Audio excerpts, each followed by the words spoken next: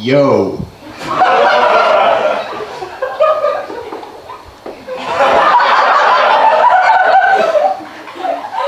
It must be Bobby. Oh no! It must be Bobby. Yo, son. It must be Bobby. Buzzer buh. Buzzer what? Buzzer Bobby. Fucking up the mic is still my hobby.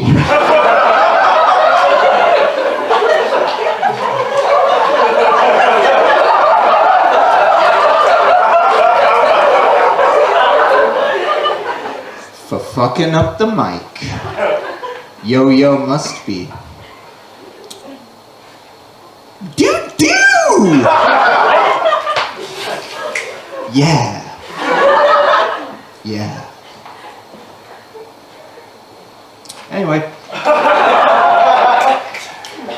They say your opening bit, as a comedian should really tell the audience who you are. And I thought that would be good. That's Must Be Bobby by the RZA. You may know him from the Wu-Tang Clan. That's his best work. And I thought that would work because I don't have any jokes. And he says Bobby a lot. I like that. It's good branding. So I haven't got any jokes. The main reason I don't have any jokes tonight is because I've been working on my thesis for months. And I want to die, but there's other benefits, right? One of the benefits is being able to get out of anything to do with my parents over Christmas. All I have to do is allude to the fact that I have to do my thesis, So if it's kind of like, just like I'm a Victorian, Gothic novel character. I just allude to the document. They don't know what that is. They never went to university. I just have to say the document. I just get up from things like, yes, well, this is all very good, but I'm afraid the document calls. So those chips are gonna have to wait. And my mum's just there like, that's okay, son. I guess we'll see you next Christmas. Ha! Don't anticipate the document. We'll be done so soon. We can't rush these things. Anyway, I'm retiring now. Have the maid send up the Frasier box set. A maid, my father. It makes no difference. Get it up there. It's the only thing I can't get out of by doing my thesis is actually talking to my dad, because we drive around places, he takes me places, so I have to drive around in the car with my dad. And the thing about that is he has that dad CD. You know the one dad CD that all dads have? It's the same 100 dad songs on a CD. Get the dads. Life is a highway all the time. Everything's a highway.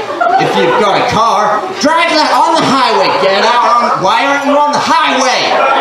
Get on the chicks on the highway. There's chicks on the highway. Don't tell your mother. There's chicks on the highway. Get it. That one, basically. Listening to that. Going through the songs on that, like, You Shook Me. What's the next one? You Shook Me. All night long. Wow, it's a cornucopia of emotions and situations. Just 100 shaky hits. Again, this Christmas, and he has it. Why? He always has it. So I'm listening to that, I don't even think it's a sexual metaphor, the whole shaky thing. I think it's just dads like the pure mechanical thrill of being shaken. That's why they're always buying power tools. But anyway, there's one dad rock song which I think is the worst example of storytelling in a dad rock song, and I just listen to it over and over again. So I thought I'd read it out in a kind of like mocking tone tonight. Show you why it's the worst example of storytelling in a dad rock song. It's a song called Hey Joe by a man called Jimi Hendrix. I'm going to read this out to you now. It starts off good and rapidly declines. You'll see this as we go through in my dramatic reading. Verse 1, setting the scene. Hey Joe. Verse 1. Hey Joe, you'll remember him from the title. Hey Joe, where are you going with that gun in your hand? That's a good start, right? You got all the key ingredients of a good scenario there. You got a gun. You got Joe there, he's there too. I think his hand was there, I think he mentioned at some point. He's putting it together. The scene. Where is Joe gonna go with the gun? We don't know. Costume party, maybe? Maybe dispose of it ethically? Pulls you in, you gotta go on with the song. Verse 2. I'm going to shoot my old lady. Took a turn there. Gonna shoot his old lady. It means his wife, by the way. It's not just an old lady. Had to Google it, but thanks, Genius.com. He's gonna shoot his old lady. You know, I caught him messing around with another man. Now, a couple of things we learn about Joe from this short section. One, quite rude. Doesn't take the time to say hello back. 5 seconds of your life, Joe. As a consequence, I don't know who he's talking to in this song. I assume it's Jimi Hendrix, which, to be fair, is quite cumbersome to say in a song if you are Jimi Hendrix. No, hey, Joe. Oh, hey, Jimi Hendrix. Nice to seeing you here. I'll let him off with that. He's gonna shoot his old lady. You know, I caught him messing around with another man. And that ain't too cool. And you know what? I agree with you on that.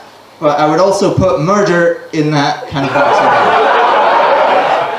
It's the same box. As we all know, two uncools don't make it cool. That's all I'm saying. It's basic stuff, Joe. So we've got this situation. It's pretty tense. You know, there's going to be murder. How is Jimi Hendrix, I assume, going to step in, defuse the whole thing? Got to go on with the song. It's pulling you in. Verse 3. Hey, Joe. Again. I heard you shot your woman down. First time I heard that, I was like, okay, is this like the radio edit? Or is there's a scene missing here, surely? What happened? I feel like verse 3 should begin at least with, hey, Joe, nah, maybe don't do that. Hey, Joe, I didn't realize that was a real gun. I have now called the police. Goodbye, Joe. It just means that that conversation that they had, he just was like, yeah, fine. Hey, Joe, what are you doing? I'm gonna commit murder. Cool, see you later. Goodbye, Joe. And the rest of the song basically is just men escaping consequences.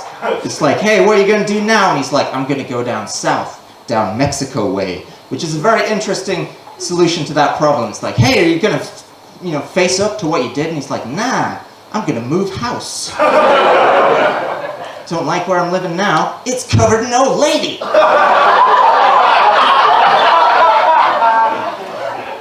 Yeah, well, anyway, what a shit friend Jimi Hendrix is, I think we can all agree. Kinda glad he's dead. It's the Sandy's ending. No, I'm not. In fact, I wish it was me. Anyway, thank you very much for listening to that. Good night.